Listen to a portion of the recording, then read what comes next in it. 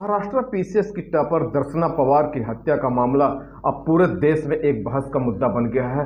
ये इतनी सनसनीखेज वारदात थी कि कैसे एक जो लड़की इतनी टैलेंटेड थी, कैसे उसका ही बचपन का दोस्त उसकी ऐसी हत्या कर सकता, और भी इतने नृशंस तरीके से, जिसमें वो चापड़ से उसको काटता है, बाद में पत्थरों से कूच के उसकी हत्या कर देता है। आखिर इसके पीछे क्या कारण रहे हैं, मैं इस घटना की पूरी जानकारी और पूरा विवरण आपको देता हूं। जी हां, नमस्कार, मैं आलोक कुमार शाही आज फिर नए एक घटनाक्रम के साथ आपके सामने उपस्थित हूं। निश्चित रूप से ये स्टोरी सुनाने का मेरा मकसद सिर्फ समाज को जागरूक करना होता है कि इतने पढ़े लिखे लोग भी कैसे ऐसे लोगों के चंगुल में फंस जाते हैं कि इतनी ऊंचाई प्राप्त करने के बाद भी वो मौत के शिकार हो जाते हैं।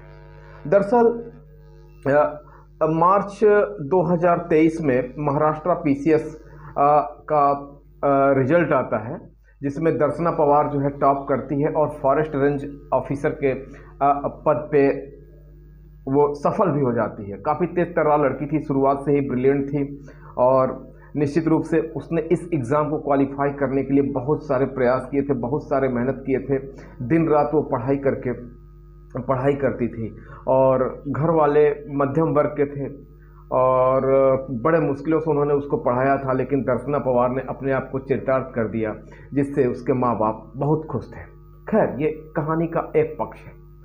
अब स्टोरी का दूसरा पक्ष यह है कि 10 जून को जिस कोचिंग में उसने कोचिंग लिया था, जहाँ से वो टॉप की थी, उस कोचिंग ने एक प्रोग्राम रखा था कि 10 जून को एक उसका वेलकम समारोह किया जाएगा, उसको सम्मानित किया जाएगा, जिससे और लड़के भी प्रेरित होंगे।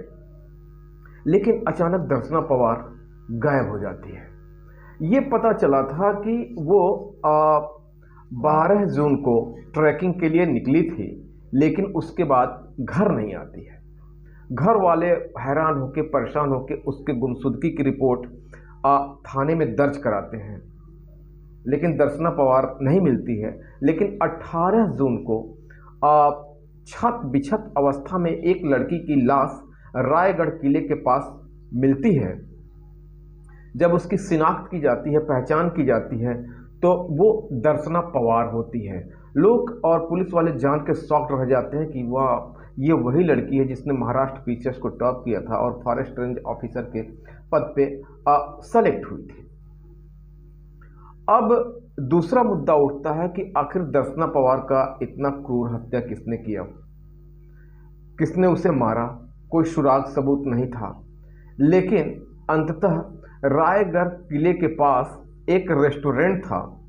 जब पुलिस ने काफ़ी खोजबीन किया, काफ़ी तलाश किया, तो पता चलता है कि दर्शना पवार राहुल हिंडोरे, जो कि उसके बचपन का दोस्त था, उसके साथ दिखी है अंतिम बार। और ये भी पता चल गया कि वो ट्रैकिंग के लिए रायगढ़ किले पे गए हुए थे। तो ये तो कंफर्म हो गया कि उस दिन राहुल हिंडोरे उसके साथ था। जब राहुल हिंडोरे के बारे में पता किया गया तो राहुल हिंडोरे घर से गायब मिला और उसका मोबाइल स्विच ऑफ मिला।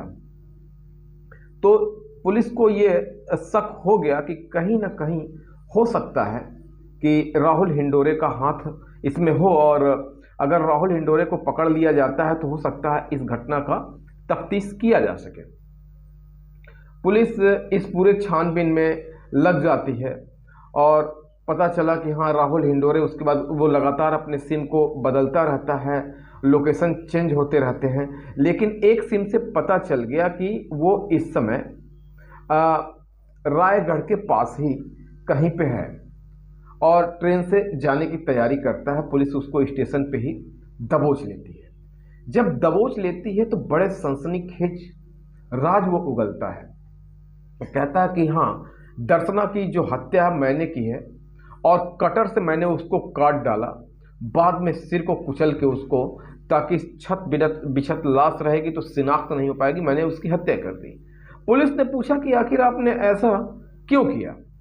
राहुल हिंडोरे बताता है कि दर्शना मेरे बचपन की दोस्त थी, मैं उसको प्यार करता था और उस दिन रायगढ़ किले पे जब वो मेरे साथ घूमने के लिए गई थी तो मैंने उसको शादी के लिए प्रपोज किया कि दर्शना मेरे साथ शादी कर लो, और दर्शना ने मुझे ना कर दिया।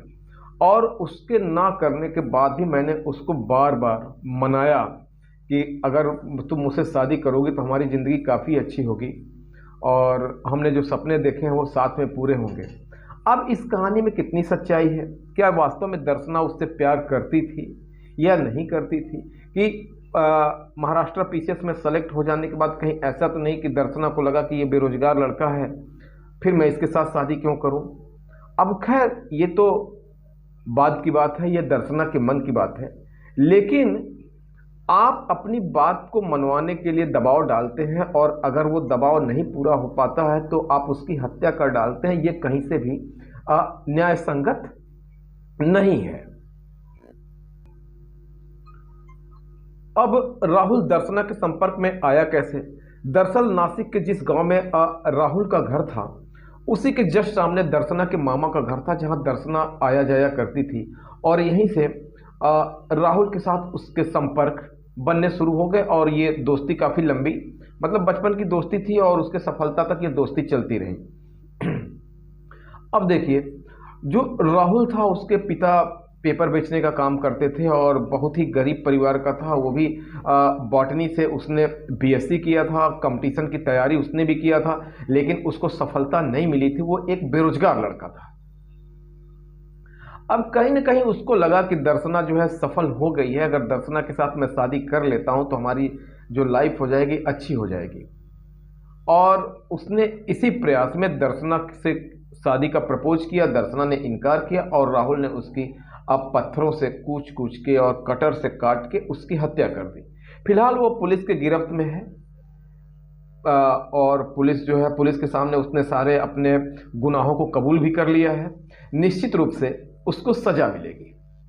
लेकिन क्या एक लड़की जो इतनी पढ़ी लिखी है, जो वास्तव में देश के आईएएस के बाद सर्वाधिक प्रतिष्ठित जो एग्जाम होता है प्रोविंशियल सिविल सर्विस, जो प्रांतीय एग्जाम होता है, उसमें सफल होती है, क्या उसको इतना पहचान नहीं था कि उसका जो फ्रेंड है वो साइको टाइप का है, वो मेंटल है, वो ऐसे कदम भी उठा सकता है? निश्चित रूप से मैं लड़कियों को एक संदेश देना चाहता हूं कि जब आप किसी मुकाम पे हो या पढ़ रही हो, दोस्त कितना भी आपके ऊपर प्रेशर डालता है कि हम घूमने चलें, तो आप कभी अकेले मत जाएं, क्योंकि इस देश में ऐसे हजारों एग्जाम्पल ऐसे सेट हो चुके हैं। जब एकांत लड़का पाता है तो अपनी बात के लिए दबाव बनाता है और लड़की जब ना कहती है तो वो आवेश में आके उसकी हत्या कर डालता है। फिलहाल दोस्तों, इस घटनाक्रम के बारे में, इस हत्याकांड के बारे में आपका क्या कहना है, कमेंट बॉक्स में जरूर बताएं।